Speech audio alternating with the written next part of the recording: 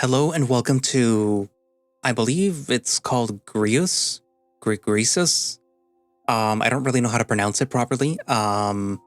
This is actually not even a new visual novel because apparently it came out around April of last year, and it centers around this coyote who is living in a small town and trying to figure some stuff out. There are currently 4 chapters as of the time of recording. I don't know if I'm going to be able to get through all of them right now, but I will record all of them. I don't really know much about the story. It just looked really interesting because instead of it having like the usual like sprites and stuff like that, it's going to be mostly illustrations. I mean, there are going to be parts that are sprite-like, but the way that you're seeing it now, you're seeing how it's not exactly moving, but sort of like different images overlaid over the same thing. That's how you're going to see the story, or the characters, I should say.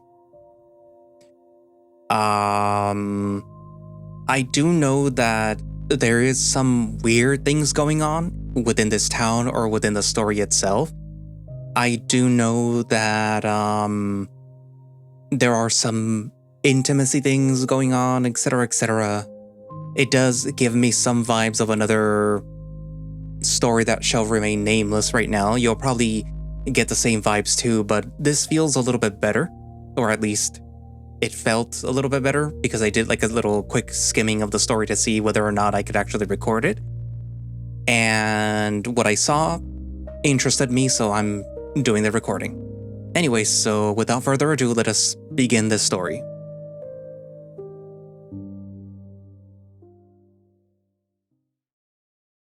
Do you remember?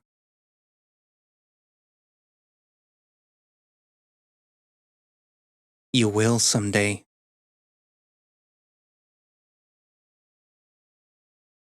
I'll make sure of it.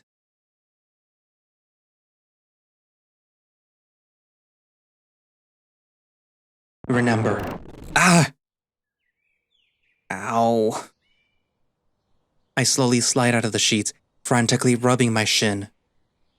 Why does she have this desk so close to the bed? I keep rubbing with a slight grimace. I kick the corner too, at that. Hope this doesn't bruise. I kick a lot when I have nightmares. Never helps people that I sleep with, or the nightstands. I finish rubbing in my fur and yank off the sheets. Standing up into a stretch, I almost fall back onto the bed. I could go right back to sleep. I yawn, shaking the comfort of the sheets out of my mind, and stumble towards the window. It looks like a nice day, but I notice that the sun is pretty high up. Shit, what time is it?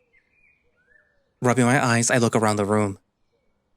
I just have to misplace everything, don't I? I look to my vest hanging on the chair and start looking through it. Nope. I pace around a little more before I remember my clothes are at the washroom. Pretty sure that I left them by the bath after last night.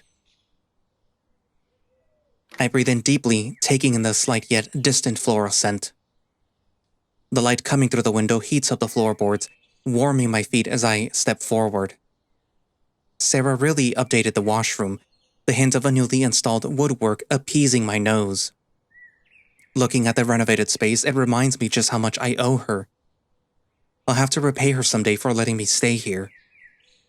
I glance at my clothes by the sink and let out a sigh of relief upon picking up my pants, feeling the familiar shape and weight of the pocket watch inside. Short-lived relief once I check the time. 11:30. I really slept in. Maybe I can still get everything done in time. I set the watch on the sink counter, and while grabbing the rest of my clothes, I look up into the mirror at myself.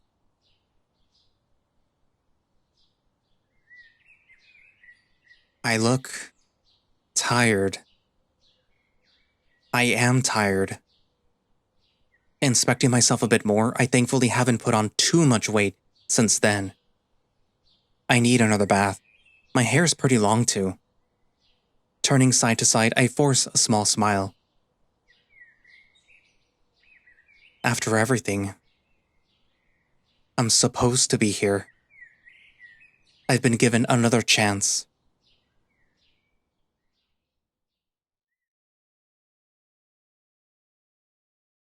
What's wrong with me? Why do I feel like shit? I can't even let myself be selfish. Why am I doing this to myself? What is wrong with me? This is so stupid. Gray, are you in there? I stagger back a bit, kicked out of my trance of self-pity. I'm here. Give me a moment. I grab my clothes and slide them on, pulling my suspenders over my shoulders. They're not necessarily clean, but I can't be bothered today. I haven't had time to tidy up. Oh, take your time. I've been quite patient this morning. I don't have the energy for this right now. I stumble towards the door and reach for the handle, hoping for this interaction to be swift. Why, thank you. She steps in with an elegance, though I sense a very slight annoyance in her tone. Good morning, Sarah. It's not very much of a morning anymore, Gray. I hope that you slept well. Looks like she knows what she wants to say already, no point beating around it. I apologize, Sarah. I had a rough night. I can go grab everything. Gray, it's really not that big of a deal. As much as that she is annoyed with me, I know that she is also genuinely worried. I know, Sarah, but you've helped me out so much. I want to help out too. I'll head out and run the errands for you right away. Her eyes narrow with more concern, but her expression soon changes. I know you will, Gray. Just don't stress out too much over helping me out. I'm just trying to tease you in my own way, albeit a little stern. Thanks, Sarah. I know. She's really sweet. I can't be annoyed with her. I scratch behind my ear as we stand there quietly for a moment. Well, now that I know that you're awake, I won't bother you. You will go see Wayne after your run errands, however, yes? I groan inside. I know she's just looking out for me, even if she keeps pestering me on this. Yes, Sarah, I'll be sure to. Good to hear. I'll be off then. Got a busy day ahead, the both of us. I'll get the door for you. She giggles slightly, raising her hand to her mouth. Always a gentleman. Goodbye, Gray. See you later, Sarah. I let out a sigh and rub my face, resting aside the table by the door. I stretch out my arms, looking back towards my bed. I wonder what I dreamt about. I breathe steadily, closing my eyes.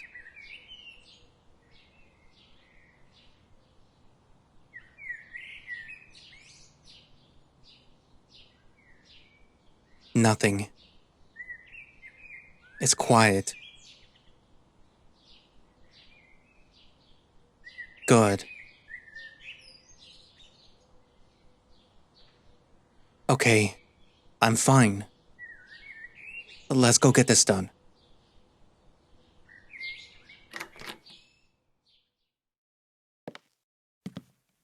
"4:40. Surprising. Thought that I wouldn't be done until at least the late evening. Guess I've got some time to kill after finishing the errands. Looking down the street, I wonder what I could do around here. I haven't been here long, but it probably wouldn't be difficult to find something interesting. I continue walking down the streets for a bit, mostly just taking in the town. I've only settled in here for a couple of months, but haven't actually walked around much. Not much motivation to lately. I don't even know what the street... Ah! Whoa, easy there, tall guy. I look up at whoever my clumsy ass just slammed into, in a daze. You okay there? You were going pretty fast. He switches his cigarette between hands and holds out his arm for me. Awkwardly sitting there for a moment, I take his arm and pull myself up. His grip is strong, and I can feel an oily substance caked into parts of his fur. Thanks. Sorry for running into you so hard. It's no worries. I should be the one apologizing, I'm practically a brick wall. He chuckles heavily, flexing a little as he laughs out more smoke from his cigarette. You're pretty sturdy for a tall guy, though. Name's Malik. You? This guy is really direct, but he seems nice. I go by Gray. Nice to meet you, Malik. He takes another puff of his cigarette and looks off to the corner of the street behind him. Good thing you ran into me either way. You're not able to continue down this way, and the other guys would have yelled at you. I look behind him, and right around the corner I notice the sidewalk is blockaded, and the now obvious sound of men working. Construction from the street. I take my breaks away from all the guys. Oh, it's all right. I was just walking around town seeing what there is to do. I, haven't been around here much. Makes sense. Don't think that I've seen you around before, and I've worked pretty much everywhere in this town. I notice him eyeing me up and down not so subtly as he takes another puff. I definitely don't look my best right now as I try to dust my pants off more, which he also definitely notices. Well, I should be getting back to work. It was nice seeing a new face around here. Maybe I'll see you again? I could show you around some more as well.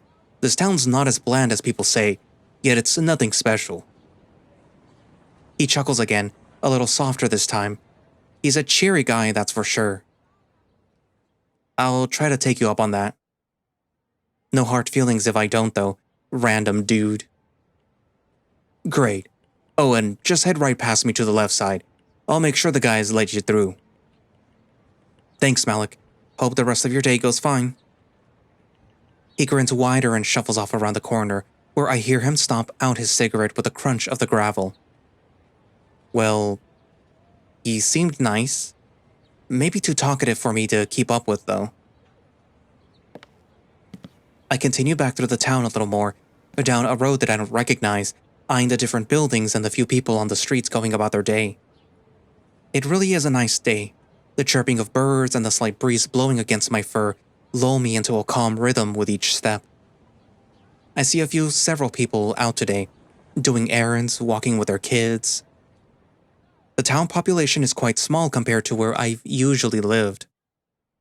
The kind of town where everyone knows everyone's business. Don't know if I like that part.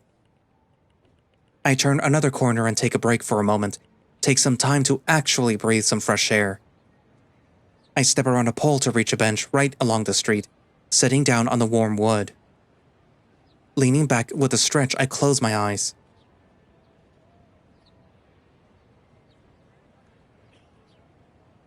This is nice.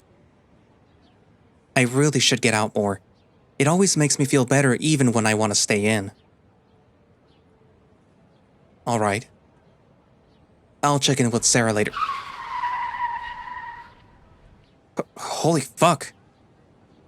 Jesus Christ, that was too close. My heart is pounding. I need to take a second. I check myself. I swear that they clipped me. God damn. Okay, I'm all sprawled out on the bench now, hugging it tightly.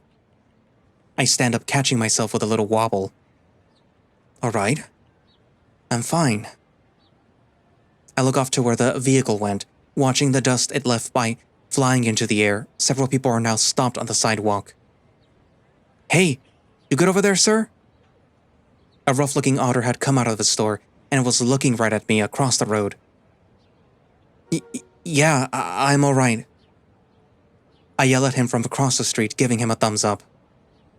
He gives me what looks like a more stern stare, but he soon walks back through the door. That certainly took a couple of years off my life. I look around a bit more, noticing some people who were looking off to where the car went are now looking at me. Oh God. I avoid their gaze and hurriedly walk down the street, quickening my pace. I look down the road, the car went. After staring for a moment, I stop in my tracks. It's parked right there, right in front of a building. That's surely the car.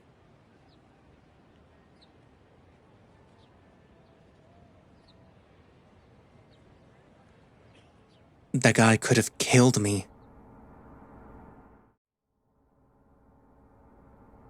My legs turn and start walking towards the building. Something about that seriously pissed me off. What if I was Sarah? I keep walking in past his car, peering inside to see if he was still inside. He's not. He's in quite the hurry. I get to the door of the building and I tense up as I stand there. My hand is shaking at my side and I raise it towards the handle, gripping it tightly. I take a deep breath for a moment. I could have died.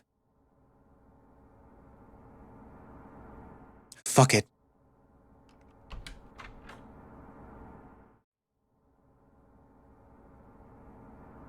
It's quiet in here, a few people walking back and forth, others sitting spread out in chairs across the room. The place has an eerie feeling, but I don't pay much attention to anything outside of why I'm here. I don't even know who I'm looking for. What am I even going to do? Make a scene in front of all these people? I can hear someone yelling down the hall. Please, sir, I need you to calm down. I walk over to the hall door, which has a window, taking a peek through.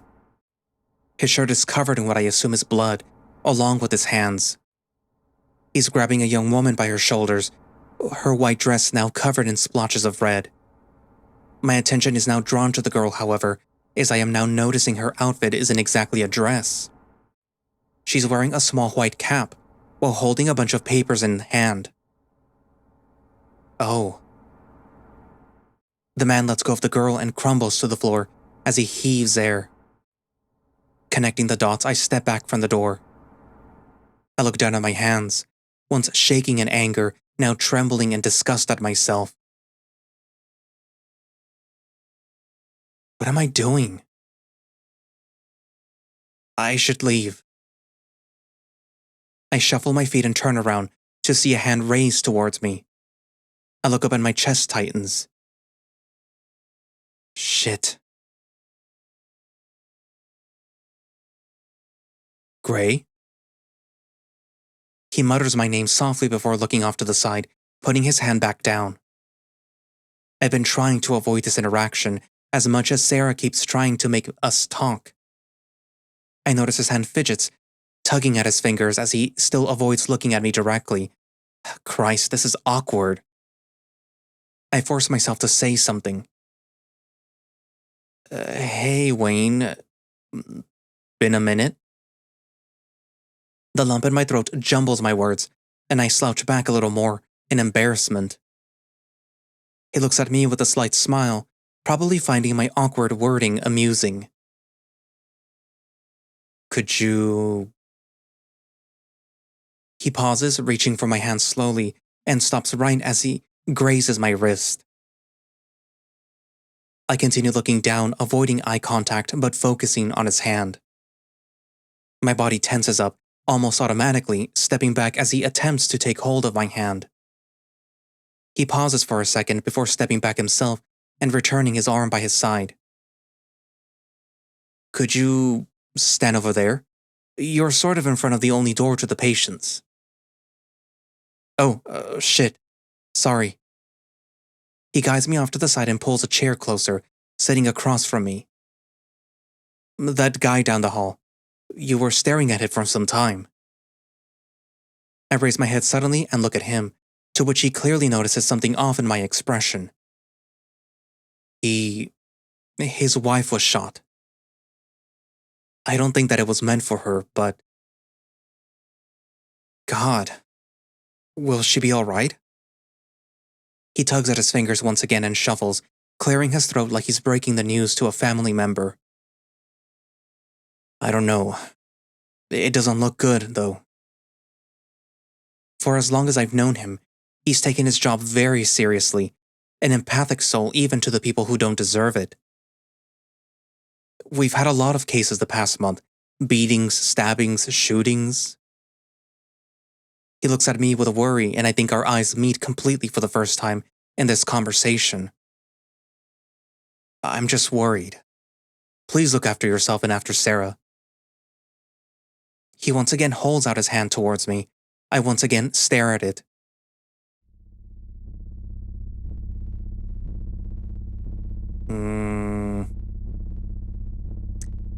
So it kind of looks like these two have some history that they're not really working on.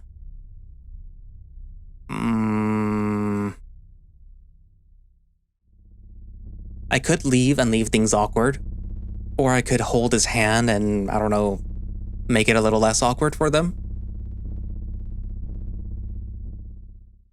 I slowly move my hand into his open palm, which he holds firmly. We sit there quietly for a moment as his grip tightens and I notice his cheeks blush for just a moment. It's nice to see you out of the house. Did you, come here to see me? I flinch for a moment, remembering why I came here. Sarah and I talked a bit. She thought that it would be a good idea. He blushes again. I'm glad you did. He caresses the top of my fingers a bit before he slowly gets up, making me stand with him. I should be getting back to it, though. I've been gone longer than I should. He lets go of my hand, stepping away towards the door that I was blocking. Get home safe, Gray.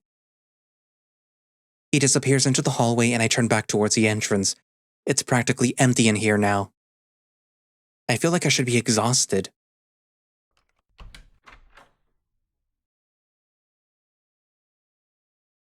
It got dark faster than I thought, a bit cloudy as well. Seems like it might rain overnight. I hope so. I really like the rain. Besides the chirping of crickets and the soft buzz of the streetlights, I notice that it's really quiet tonight. Really quiet, in fact. It's not late at all, so I'd expect to see some people out right now. The slight breeze against my face calms me a little, but I start to feel a little uneasy now. A lot of cases the past month. A slight shiver runs down my body, and I try to blame it on the cool night air. Hearing about the man's wife, it's putting me more on edge than I thought. I fiddle with my pocket watch as I continue walking, feeling around the familiar engravings on the back. As I cut another corner, I start to hear some chatter in the distance. Looking farther down the short street, I see a large table of people as they roar in laughter. It looks like a bar. It's a little lively tonight. The sight of people certainly puts my mind at ease. I stop fiddling with my watch to look at the time. As I look down, I notice someone's foot right behind me. Christ! Don't fucking do that! He lets out a guttural laugh, reaching forwards to put his hand on my shoulder, but I step out of the way. My apologies, man. Didn't mean to sneak up on you. Surprised you didn't hear me, given my size. He chuckles some more. Were you following me? I'm coming back from where you saw me work, man. Just happened to be walking behind you. I stare, annoyed for a moment before I ease up and sigh. Okay. Sure, sorry. I'm just a little on edge. He looks at me with a little more concern in his eyes. Everything all right? Well, I almost got run over today. Some guy was speeding down the road because his wife was shot and bleeding out. Saw her blood on him. Don't think that it's gonna end well. So, no, not doing all right. I spared no details, and his changed expression worries me.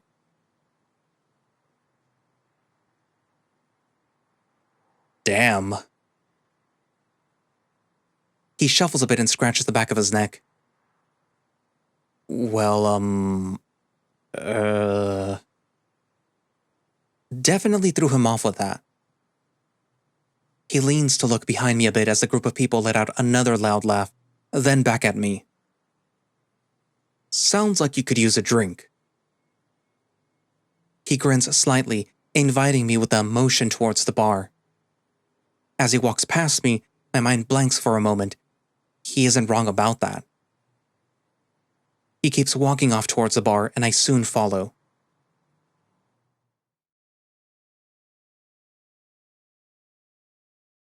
It's a relatively small bar and not as lively as I thought. In fact, it looks like it's not even finished. It smells of freshly cut wood and dust, and the only sound being the laughter of the group outside is now muffled. It's practically empty in here, besides the bartender and one shady-looking guy in the back corner. A waft of smoke enters in my nostrils as I walk closer towards the bar and behind Malik.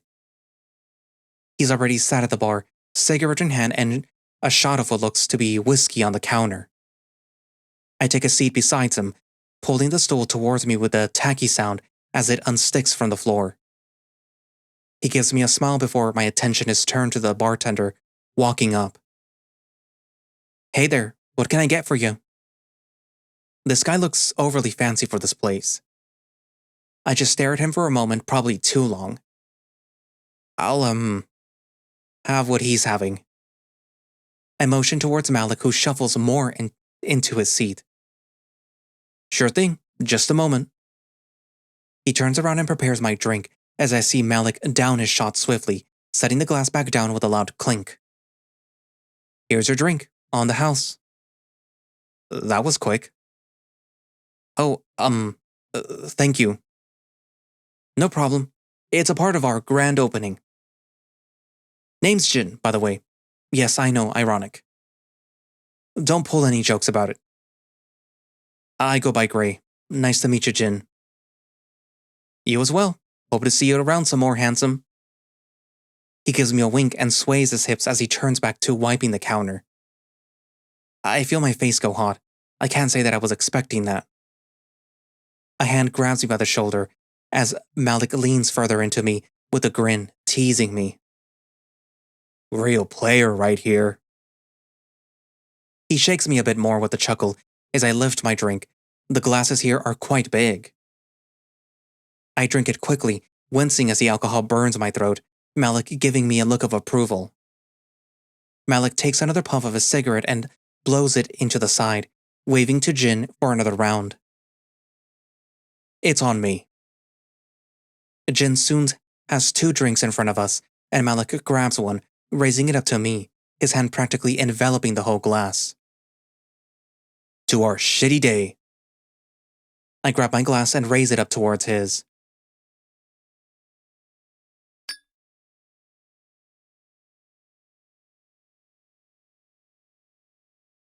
So, he was fired on the spot. The next day, the boss's desk was on fire. No fucking way. Yep, the last we ever saw of him after that. I chuckle some more as Jin comes behind us, taking our last couple of glasses. "We're just about closing up, fellas. Hope you both had a fine night. Get home safe. And stop by any time." He walks off, sorting a few more glasses before cutting around the corner. "Let's get going then. I can walk you home." "You don't have to." "I don't. But you drank a lot, so I just want to make sure." I haven't drank this much in a while, and he's right. I try to stand up and instead stumble over, almost tripping into the stools. Given his size, he certainly has a higher tolerance than me. I catch myself on the counter and head towards the door, Malik soon following behind me as he finishes his smoke.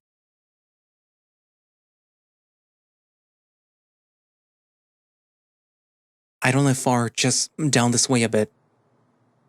"Lead the way." We walk for a minute before Malik speaks up once again. "So, what do you think of that guy?" I look at him with a bit of a suspicious glare. "Hey, I'm just wondering. He was handsome." "He was. He's got good taste." Now I eye him a little more, seeing him take a different stance. "Are you flirting with me?" "Maybe." He speaks in a playful tone as he practically flexes his arms. I snicker, letting the fuzzy feeling that I have in my body take over for a moment. I can play this game. I stop walking, causing Malik to do the same. I grin at him, giving him a look and get closer, with an exaggerated confidence in each step. I trip. My bad. All good. You had me on the wall to catch you.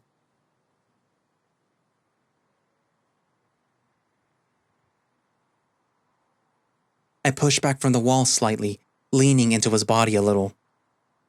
We're really close. He shuffles his arms from behind us and sets it on my stomach, exhaling for a moment. His breath smells like cigarette smoke with a hint of something else strong, like a sour lime. It isn't bad though. It comes off like fresh clothes with the exception of the smoke. I stand up straight, pressing my other arm to his side. We stand there just looking at each other, taking in each other's scent. Is this good? He breathes out some more, now caressing around my stomach, his hand going lower. Yeah. He grunts a little before putting his other arm around my hip, smoothly sliding it towards my lower back. He proceeds to tilt his head slightly as he leans in closer towards my lips.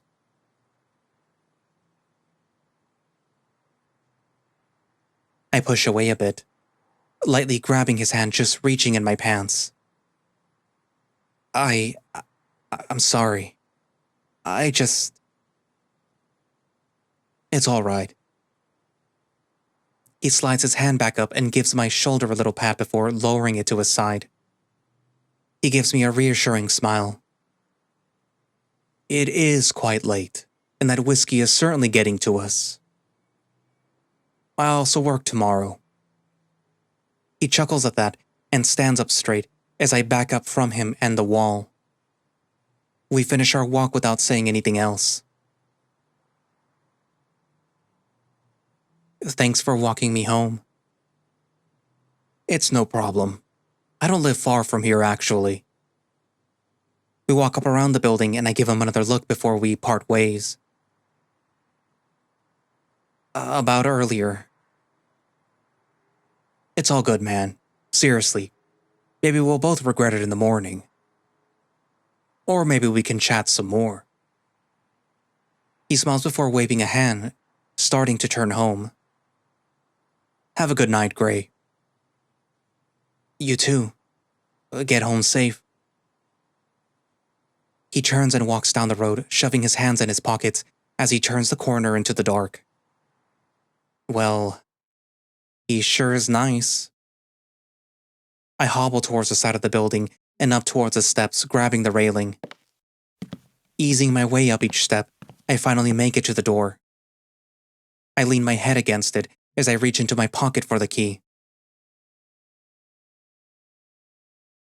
I scramble through my other pocket for a moment. I don't remember ever grabbing the key before heading out. Shit. I bang my head lightly on the door, frustrated at myself. Idiot. I fiddle with the handle, preparing to suck it up and walk over to Sarah's. Walking over there would take over an hour, and I don't think... The door opens as I push down on the handle.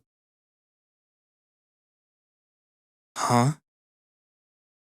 The door slowly swings open by itself as I notice the lock and the spindle practically giving way. I didn't forget to lock it. I know that for certain. I look down at the door frame and notice the wood is completely snapped. This looks like it was broken into. My fur stands up on end and I don't move. Should I go in?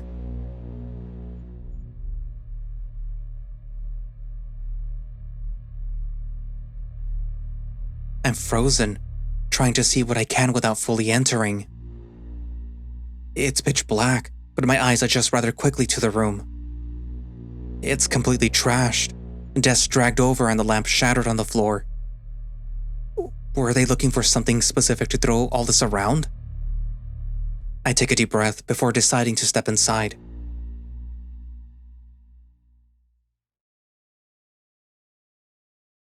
Stuff is scattered everywhere. The bed is slightly angled. I thankfully don't need any light to see pretty decently.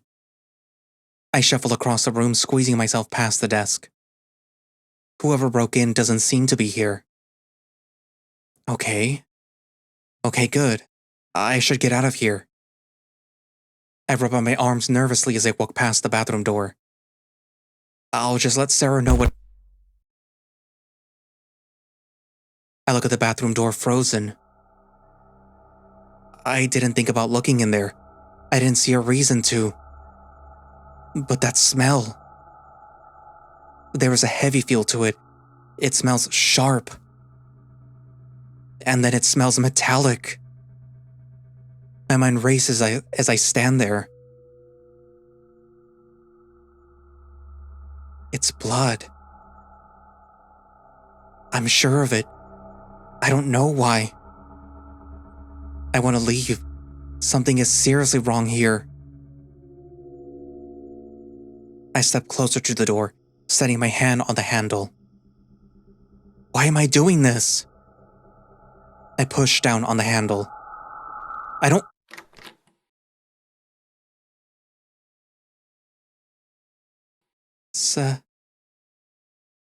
Sarah?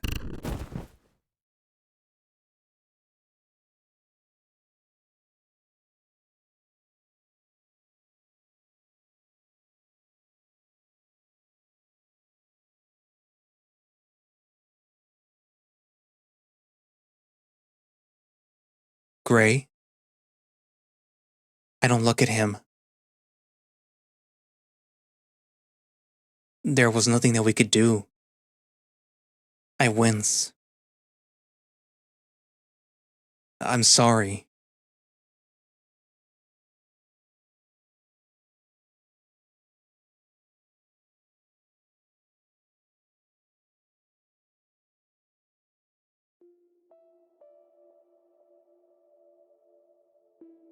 You're falling apart.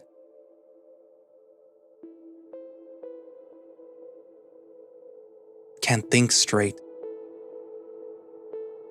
Could you have saved her?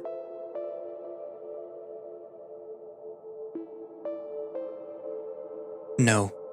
You are a worthless drunk. Stop. Weren't there to help her. You deserve this. Please. For everything you've done. So get up. And make it right for yourself.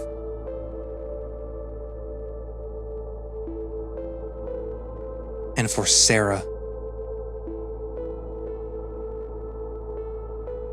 For Sarah. The prologue end.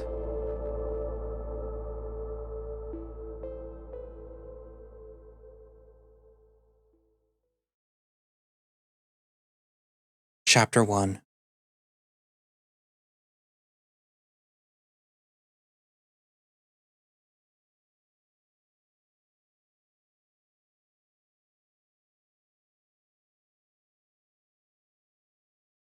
Gray.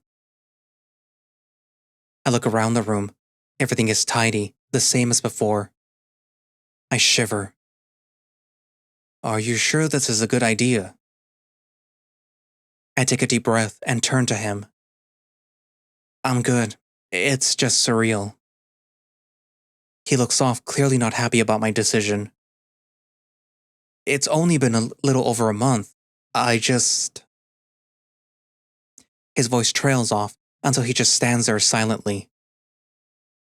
It's your choice. He glances around the room a little more. Wayne walks over beside the desk, placing his hand on it. His head turns towards the bathroom. Wait here. I just want to check everything. He squeezes his way past me on the bed and shakily opens the bathroom door before sliding inside. I let out a sigh and ease myself over onto the bed, sitting on the edge. He has every reason to be worried about me. I can admit that it's a pretty unhealthy plan to stay here. But I have to stay here. I need to find out why this happened. Wayne told me the case would likely go nowhere, with all the other cases going around and still nothing has come up for a single one. I wonder how much he's actually willing to help me with this. I looked towards the bathroom, where I can hear Wayne's heavy footsteps pacing behind the door. I can remember it all so clearly. I lean over and put my face in my hands. I wish that I could forget. I still can't believe this is real. My right leg starts bouncing up and down as usual. I can't deal with the silence right now. Wayne, are you done? Is everything okay? He rushes out of the bathroom quickly, almost running into the doorframe. Yes and no. The quiet was just getting to me. He shuffles a bit. My offer still stands, if it gets too much for you here. I stand up from the bed, shaking my leg back, awake. No, I'll be okay. I promise. He smiles a little more before pulling me in for a hug. He pulls me in close and I instinctively rest my head against his chest. His heart is beating a little fast. We stand there for a moment before I finally step back from him. Thanks, Wayne, for everything. If you ever need anything, you know where to find me. He pats me on the head a little before turning towards the door. I like your haircut. He rubs on my head and slightly plays with my fur before catching himself. Take care of yourself. And please be careful. I will be, don't worry. He flashes me one last time before leaving out the door.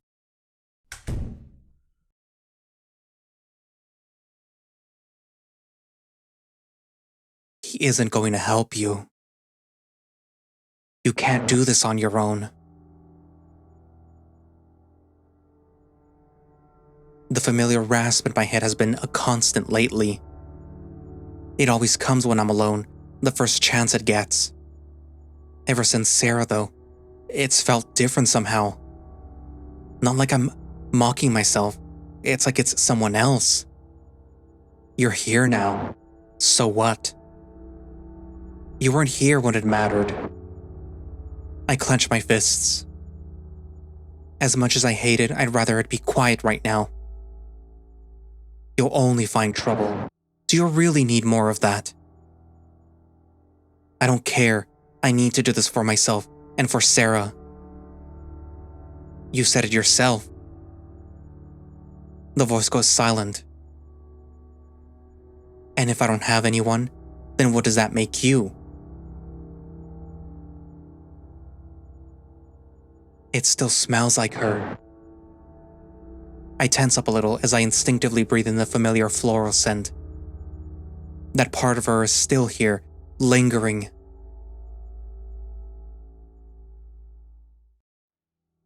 It does.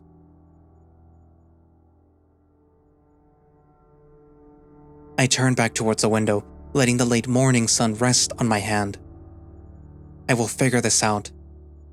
Looking straight down at the desk, I start sorting through its contents. Practically nothing here is mine, all old papers and random lists from Sarah. It's cliché, but I have no idea where else I can start. I sort through the desk a bit, nothing sticks out. I scratch at my head in frustration. Of course I'm not going to find something useful just like that. Everything neatly stacked in order from here, now all laid out on the desk. This is fucking pointless. Anyone could have done this for her. Why would she have something pointing to someone? Damn it! I kick the edge of the old wood, causing the drawers to pop out. I groan and kneel down to shut them all one by one. As I crouch down at the bottom drawer, I notice a small book far under the desk. Don't get your hopes up. Quiet. I reach for the book and stand back up with an ache in my back that makes me wince. After dusting it off, it doesn't seem to have anything on it, but I realize that it's a journal. I open it up, seeing pages filled with writing from Sarah, It's neat, almost prim. Why was this under the desk? She wouldn't hide it here normally. Some drawings, but mostly dated entries over the years. This goes back decades. The earlier entries were exactly what I expected, the sort of gentle nothingness Sarah made her life out of. Going through all her private thoughts. I feel scummy for it, but I have to. The pages are more frequent recently. The ink is darker and the writing more slanted. I skim faster, skipping to just a few months ago. If I'm gonna find anything, it has to be in here. The last bit of the journal seems empty, then halfway through something slides loose. I look down and notice that it's a photo. I lean down and snatch it. It's definitely old. The edges are yellowed and my grip softens for the sensitive paper. A picture of Sarah, certainly younger, her hair let loose, the sunlight catching her smile. She stood beside a man that I don't recognize. I can't tell his species, and a brimmed hat shadows his eyes. His smile is really wide. They're stood in front of a building with yellow paint and a sign mostly covered by some foliage. I focus on the background more. Have I seen it before? It looks familiar. Ugh. My head is splitting. Looking back at the photo, nothing comes to mind. I set the photo down and rub my face, checking the time. It's only been an hour. Where can I go with this photo? I look back at the pile of papers and books spread around the desk now. It was organized before. Records.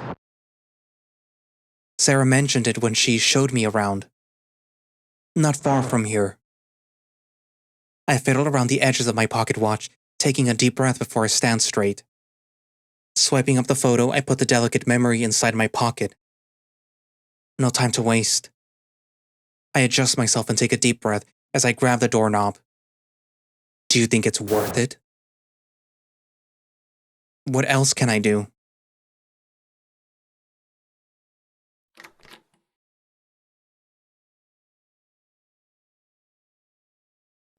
The door sticks halfway, groaning as I force it open.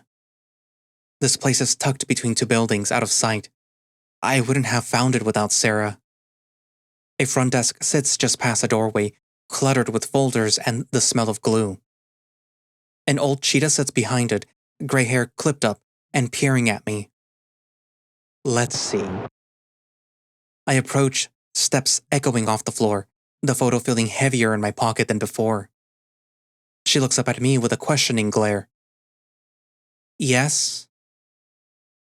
Hi, I'm looking for information on a building that I believe is, somewhere around here. I slide the photo onto the desk in front of her. She adjusts herself and leans in.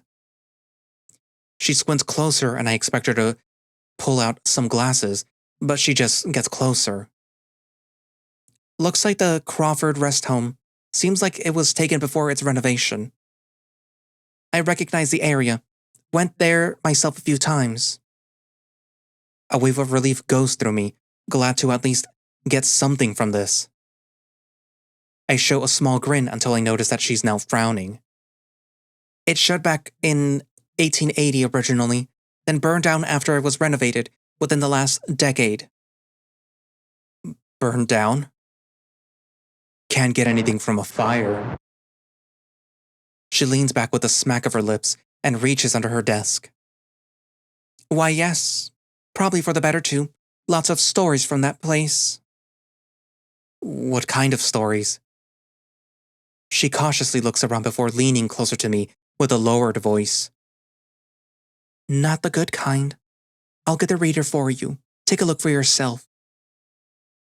I step back a moment as she stands. She towers the desk, even as she hops off the stool. Follow me, sir.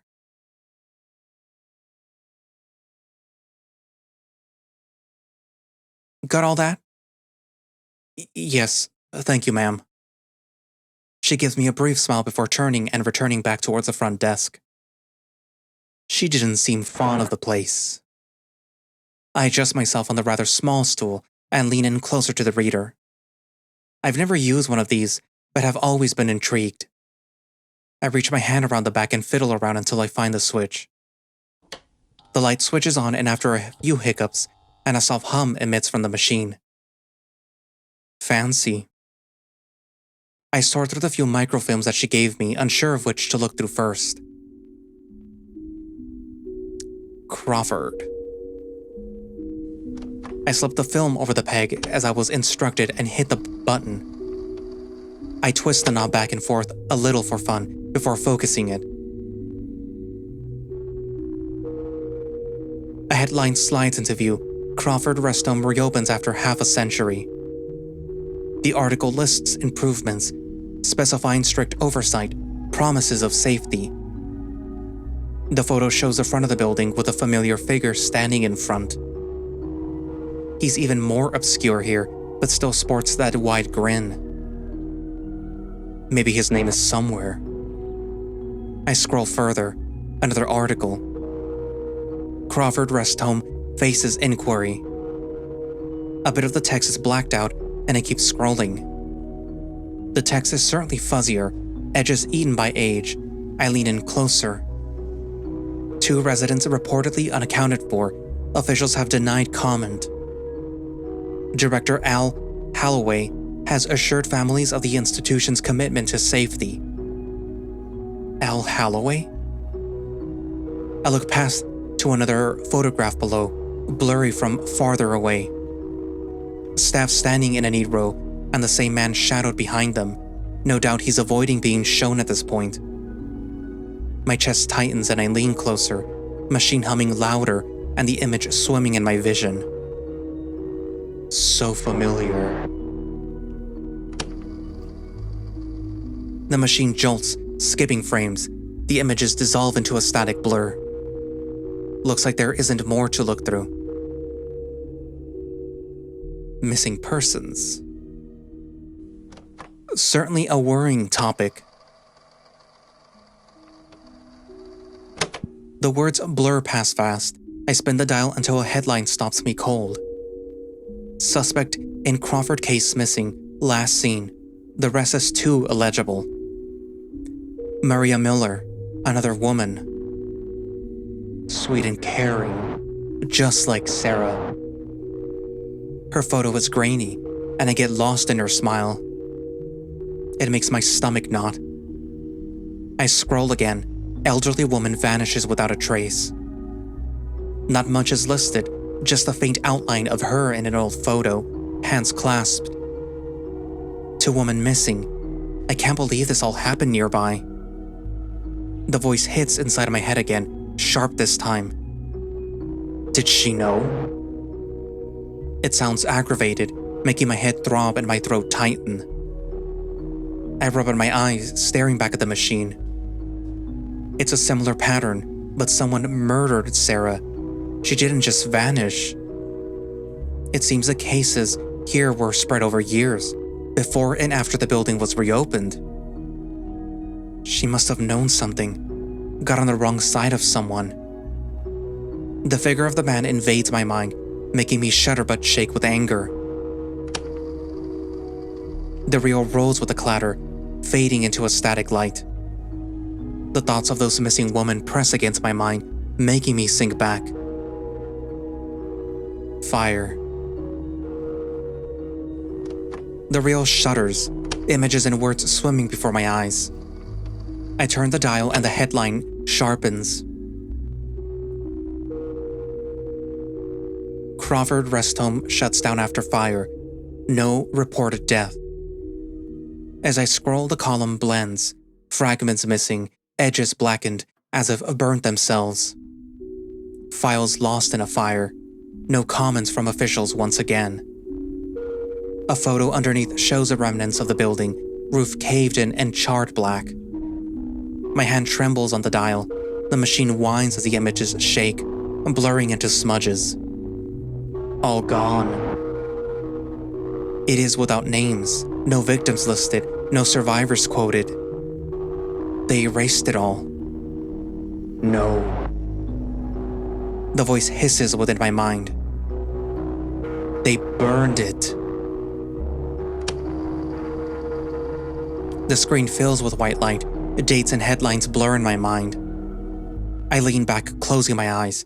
My fingers ache from the dial, the silence covered by the hum of the machine. More questions than answers, practically nothing but a name and dark history. Al Holloway. Have to find more on him, somehow. I look around the room. It's quite dark, so it must be getting late. In fact, it's eerily quiet. The hum, the only sound with me. Hello? I whisper to myself, actually looking for the voice in my head to respond. I'm crazy, sitting here talking to myself. The persistent hum is getting to me. I think that I just need some fresh air. Ah. It all burned. I grit my teeth. The voice feels like it's drilling my skull. It all burned. I press my hands on my head, trying to block it out. Gone. My chest feels tight, and the voice whispers in my ears, as if right beside me. I can remember.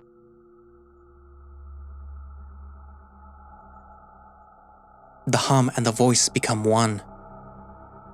You need more than this. The voice shifts. Its unusually short strikes gone. It's calm and clear. The face is in the smoke. This place won't help you understand. I can. The room is gone. Fire starts clawing up the walls. I'm frozen as smoke fills my nose and the heat stings my face. You need to. A figure stands behind the fire, half-lit, watching me. I've said it before. The familiar grin wider than ever. Remember. I'm burning. Just like them. I struggle. I try to scream. I can't. I'm gonna burn away. Like the rest of them. Sir! I fall back on the stool, landing hard on my hip. The hum is back and steady. I can't breathe. I look back towards the voice, and the lady is staring at me with a confused look. I didn't think that I'd scare you so bad. Sweat drips down my neck, and I sit there frozen. I'm just coming back to let you know that we're closing. She stares at me, looking me up and down. Are you okay? I open my mouth, but nothing comes out. I stagger to my side, looking back at the machine and back at her. I'm fine. It comes out weak, a whisper. She gives me a slight nod before guiding me back to the front. Thanks for letting me look around. I keep heading for the door before she rests a hand on my shoulder, causing me to face her. I don't know much about that place, but I know enough. Be careful, Mr. Gray. Her expression and voice softens. Mr. Gray, some places keep their ghosts better than their history. She gives a brief smile before turning back to close up. I look back before finally putting my hand on the door, rubbing my nose. I can still smell the smoke.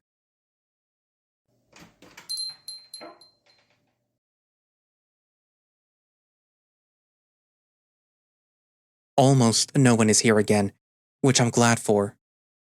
I make my way over to a corner table, making eye contact with the bartender. I don't know him. Want anything, sir? I'm fine, just waiting for a friend. Wayne should be here soon. I need to talk to him. The voice has been quiet for a bit. My head's throbbing and I lean on my hand. It's quiet. The voice is silent. I need to just rest.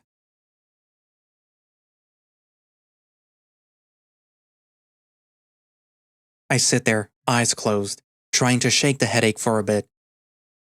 After taking a breath, the floor creaks behind me under someone's steps.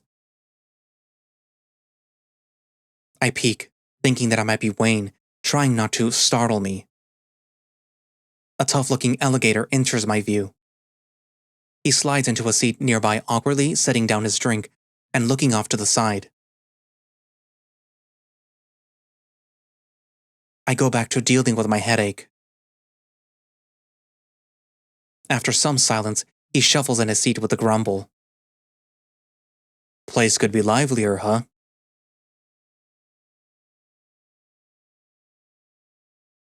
I look at him with a raised brow. He seems friendly, but is acting strange. Sorry, I didn't mean to disturb you. I slowly blink and stare for a moment. I'm not really in the mood to chat. His demeanor instantly changes. He looks mad. But this guy better not give me shit right now. He rubs the back of his neck and fidgets a bit, then his expression becomes upset. Sorry, I just... I can see him struggle to find the words, and he pauses a moment. I've seen you around with Sarah before she... You just seem close. A lot of people know what happened, but there's something about his words, more personal. I look at him with attention in my eyes. How did you know Sarah? Knew her since I was a kid. She was good to me, always remembered my birthday, asked if I was eating enough. Even when I was 30 years old. He lets out a faint laugh, eyes down. I can tell that he's emotional. I helped her out a lot as she got older, but my hands got full with family. I angled myself towards him a bit more with a sigh. I'm sorry to hear that. I've just had a long day. He looks at me with a smile. You're fine. I don't blame you. I just... He looks off again, looking for what he wants to say. I've been wanting to talk to you. He gives me a look, his eyes digging into me.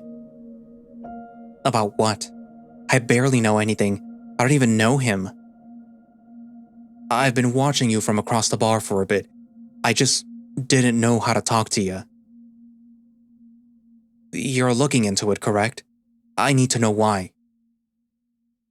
And I'd like to help you. If you'd let me. I understand if not, though. He looks away. He knows just asking me like this is a big risk. I feel like he's being genuine, but still, I don't know him at all. Can I trust this guy?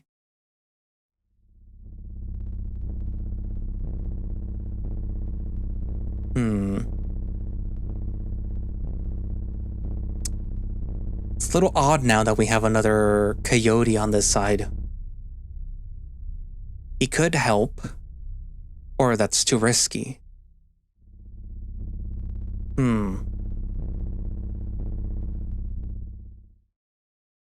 I turn towards him with a big sigh. I'm way too nice. I'll think about it. He lights up. There it is again, his smile. It's too genuine. Thank you. Thank you so much, Mr. What's your name? He's really flustered. It's Gray. Nice to meet you, Gray. I'm Richard. You can call me Richie, if you like. Oh Lord, he's too chatty. I notice a familiar figure step right behind him. Wayne steps up with barely a sound. Ugh! He jumps out of the way and smacks into the table, adjusting himself. I'm sorry. Howdy. They just stand there, Wayne with a smile towards me and Richard looking away. Well, thank you for the chat. I'll see you later. He quickly downs his drink out of breath and shovels away. Well, hope this doesn't bite me in the ass later. Who was he? Someone interested about what happened to Sarah. I don't think that he'd agree with letting him help, so I'll leave it at that. Tss. People need to mind their own business. He pulls up a stool and sits close. We're basically squeezed into the corner. What were you up to today? He leans in. There's basically no one in here, but I feel like being quiet is a good idea. I went to the town archives, checked out records for this place. I slip him the photo. He holds it close, looking at it deeply for a moment. This is quite old. Who's the guy? I don't know. Sarah kept it tucked away in her journal, found it far behind the desk. He looks at it closely, trying to make out the guy, I assume. He tilts it in front of him, and I catch something on the back. Wait, turn it over. He raises his brow and flips the photo over. Don't forget what was left behind. The words pierce me. Sarah's message to us, neatly written. I can't believe that I didn't see that. He smiles and hands the photo back, which I pocket. Reminding herself of something, assuming that she was the one that wrote it. I lean on my hand. I have no idea what all of this is, if it's even important. What does she mean?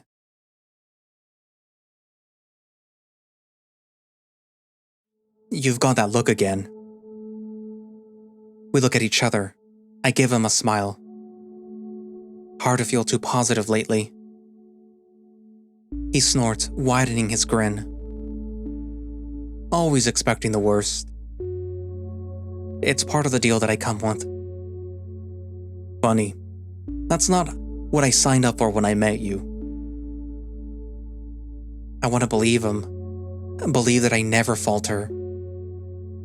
That I'll figure this out, move on. I'm scared. Scared nothing will come of this, and I won't move on. I avoid eye contact for a moment, but I can feel his gaze telling me to look back at him. I know. It's been hard for me too, losing Sarah, missing who she was in my life. But you... His eyes glisten under the single light above our table. I've never seen you give up. It's not who you are. His words cut through me, warm and heartfelt. He's always seen me in a way that I can't. You always this stubborn? Or just when it comes to me? Mostly you. Don't flatter yourself too much. My face goes red and I scratch at my neck. It's hard not to. You've stuck around longer than most. Maybe I just like the company. You brood, I talk. It balances itself out. The weight in my chest and head lightens, just slightly. He steadily brushes his knee against mine. A part of me wants to lean into that steadiness. You know, some would call this flirting. He looks me dead in the eye, unwavering. Some would be right. I look away before I forget how to even breathe.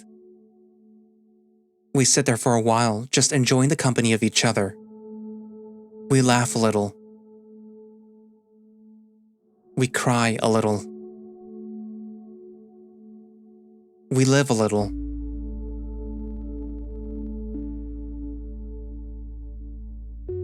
We should get on home.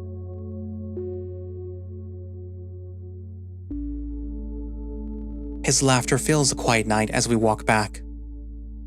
I laugh a little too. Everything from the past month. Even just for a moment, I don't think about.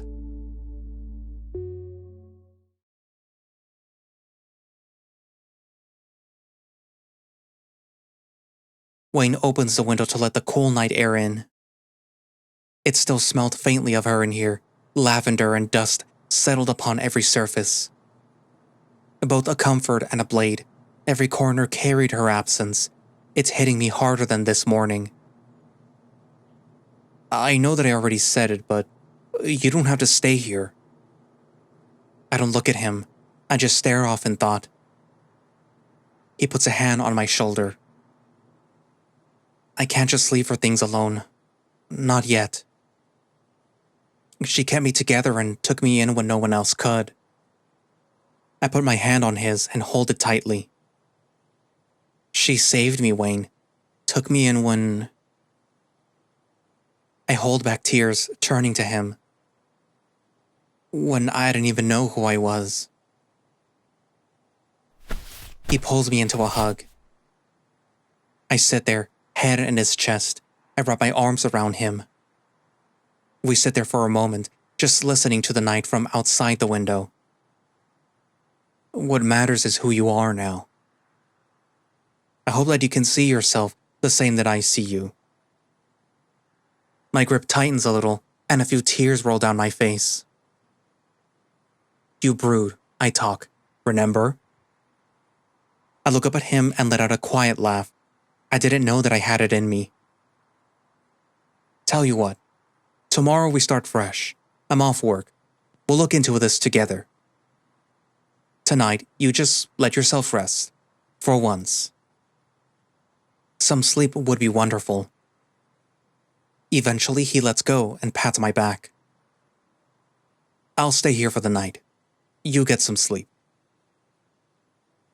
He slips off his jacket and unbuttons his vest with a stretch. Pulling out the chair beside the desk, he slides into it and leans back. I collapse into the bed myself, realizing just how exhausted I am. I close my eyes. I feel the cool breeze from the window. I hear Wayne's breathing quietly slow down as he falls asleep. His presence fills the silence that I hate, and I drift off soon myself.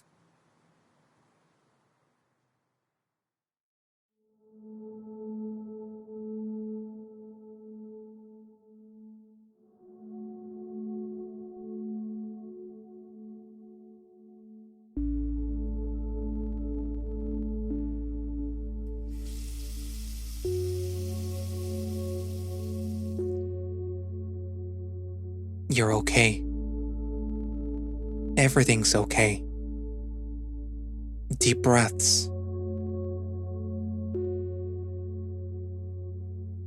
I know you're there. You've got nothing. You are nothing. Just my head hurling insults. I'm better than you. I'm not alone anymore.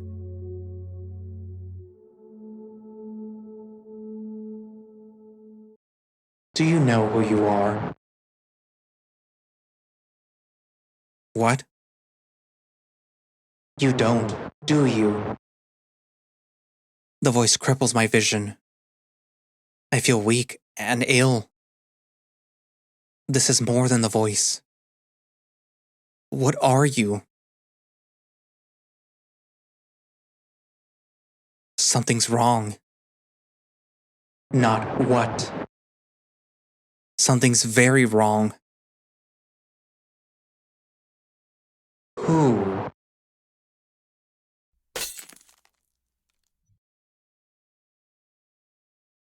I am you. And you are me. But I'm who you were before. I took the first breath, committed the first sin.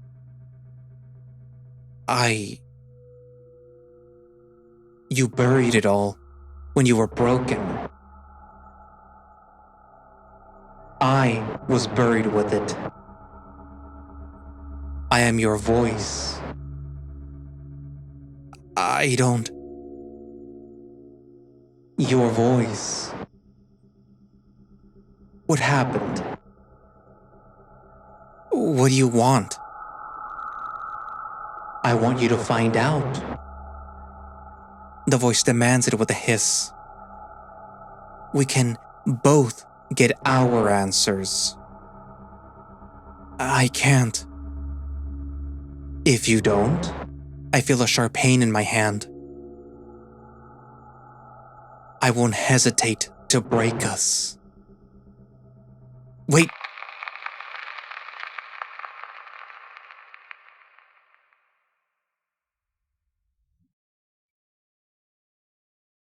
Chapter 1 End.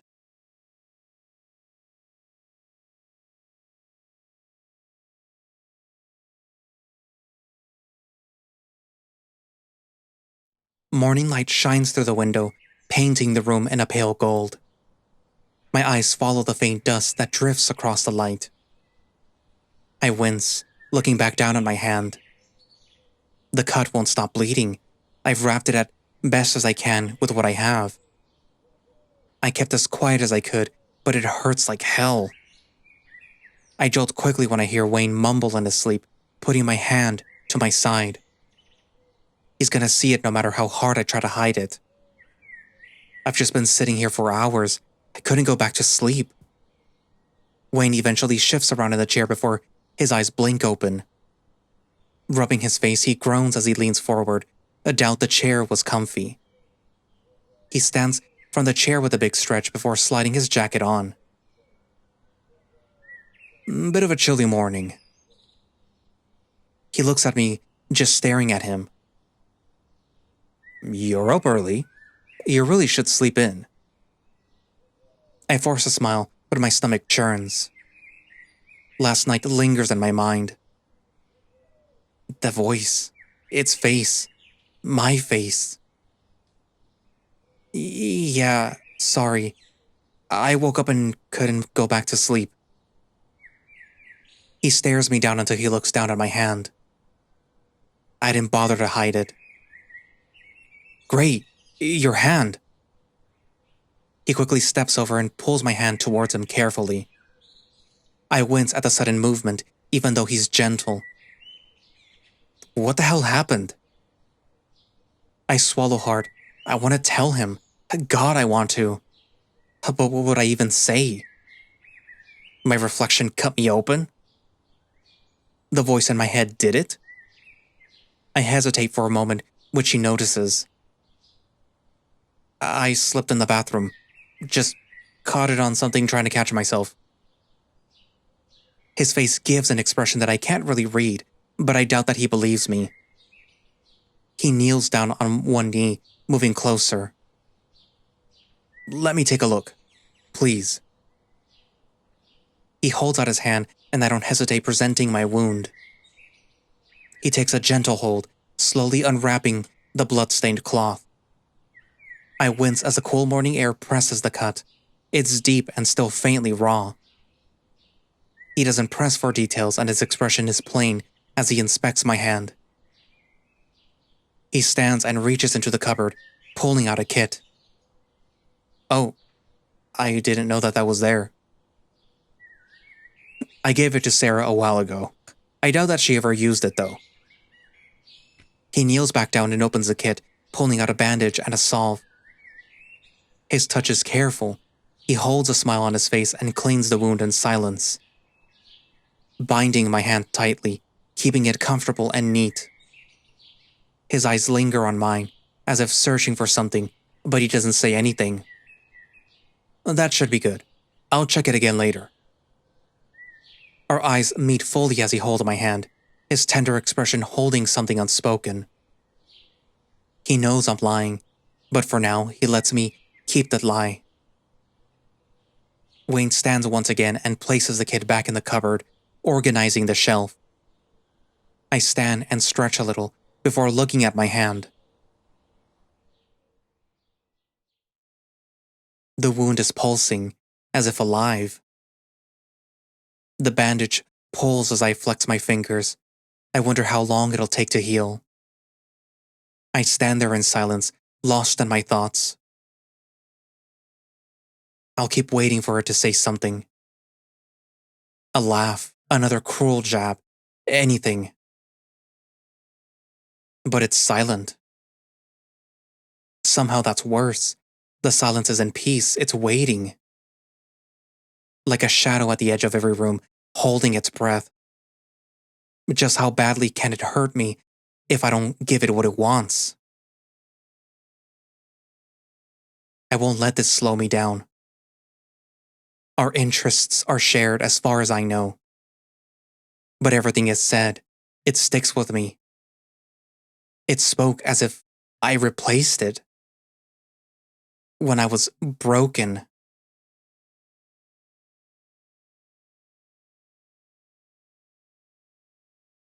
Broken.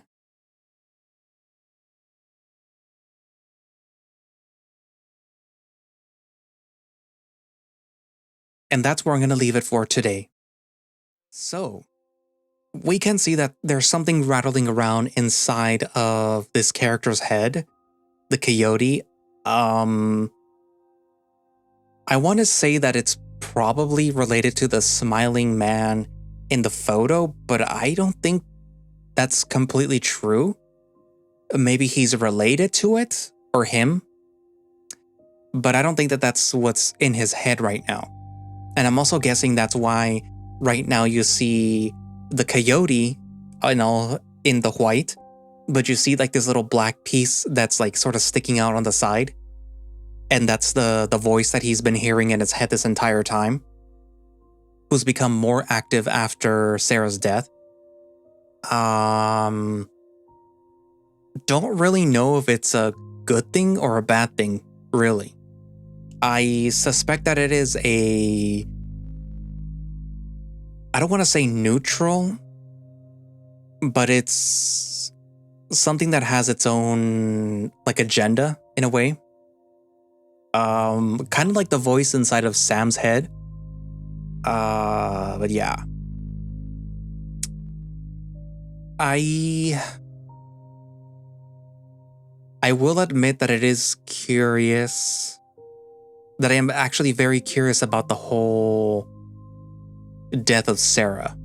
Because it seems kind of like coming out of left field, because you have the character there, then all of a sudden she's just killed off.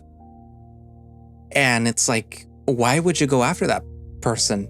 But it might also just be because earlier we also saw that this woman was shot. And although it was stated that she might not have been the intended target, she still died. Or she probably died because they were saying like, oh, we don't really know if she's gonna make it.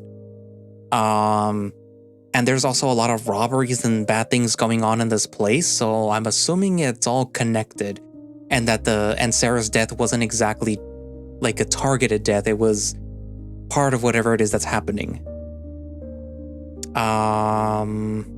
But yeah.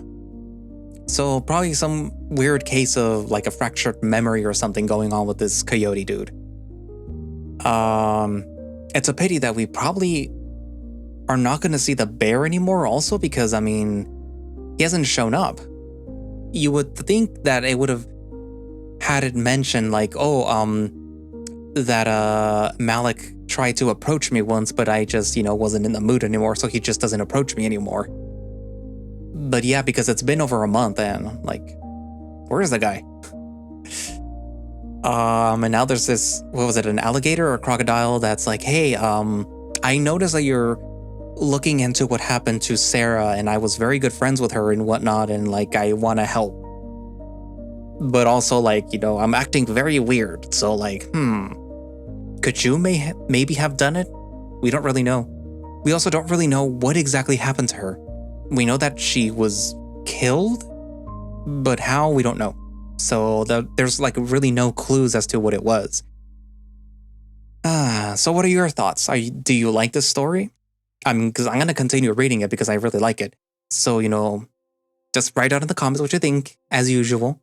And thank you all for watching / listening. If you would like to play this visual novel, whose name I totally don't know how to pronounce properly still, you can do so by going down to the link in the description, which will have a direct link for the itch.io page where you can download and play the game yourself. I didn't see if they had a Patreon, but if they do, I will post that link too, or any other form of support like a Ko-fi or whatever. That will be posted down in the description as well. And if you would like to support the channel, you can become a channel member, which gives you earlier access to these videos as they're being scheduled. And it does help support the channel, support me and whatnot. I am saving for basically an Apple product now because I don't trust Windows anymore. They keep saying like, oh yeah, we're gonna fix it, we're gonna remove Copilot from stuff and whatnot. But they don't, they just hide it. Like, supposedly they removed it from Notepad and Paint, but it's still there. They just removed the button, but it's literally still there. They're hiding it in advanced features, not AI features, advanced features. It's still there. Just being sneaky about it. But yeah, I don't trust micro slop anymore, so I'm not exactly jumping ship, I'm just having like the backup. But yeah, I'm saving up for that, you know. But don't, you know, you don't have to feel like you have to. But there is a Ko-fi too, and a throne. Anyways, any form of support is appreciated, you know, like, subscribe, whatever. Anyways, so I guess that's it for now, and I will see you guys in the next part. Bye-bye.